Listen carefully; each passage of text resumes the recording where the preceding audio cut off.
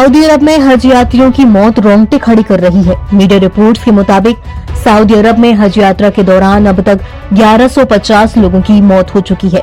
आलम यह है कि बाकी हज यात्री शवों के ऊपर से चलकर यात्रा करने को मजबूर हैं। सबसे ज्यादा शव मिस्र के 658 हैं। इसके बाद इंडोनेशिया के 199 और भारत के 98 हैं। वहीं जॉर्डन से 75, ट्यूनीशिया से 49, पाकिस्तान से 35 और ईरान से 11 हज यात्रियों की मौत की खबर है। सऊदी अरब ने अभी तक अपने नागरिकों की कुल मौत का आंकड़ा जारी नहीं किया है, इसलिए आशंका है कि मरने वालों की संख्या और बढ़ेगी। मिस्र के मारे गए 658 हज यात्रियों में से 630 बिना वीजा के हज के लिए गए थे। इस भयावह समस्या से निपटने के लिए मिस्र ने क्राइसिस सेंटर का गठन किया है। अब CNN की रिपोर्ट की माने तो हज यात्रा के दौरान मारे गए यात्रियों के शव सड़कों पर पड़े हुए थे। इन्हीं के बीच से बाकी हज यात्री हज करने जा रहे थे।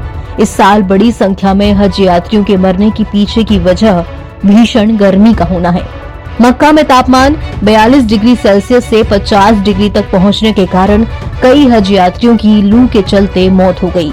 सऊदी सरकार के मुताबिक अब तक 2700 से ज्यादा हज यात्री हीट स्ट्रोक की चपेट में आ चुके हैं।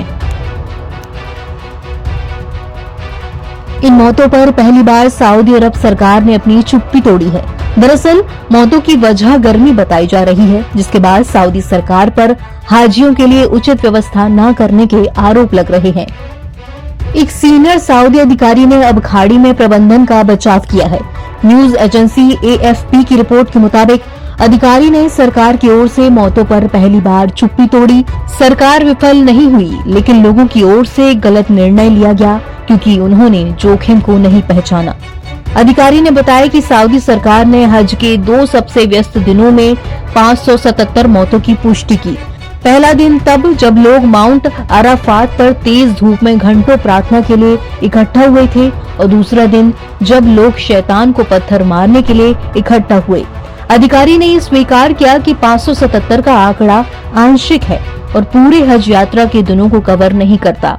उन्होंने कहा, ये कठिन मौसम की स्थिति और भीषण तापमान के कारण हुआ।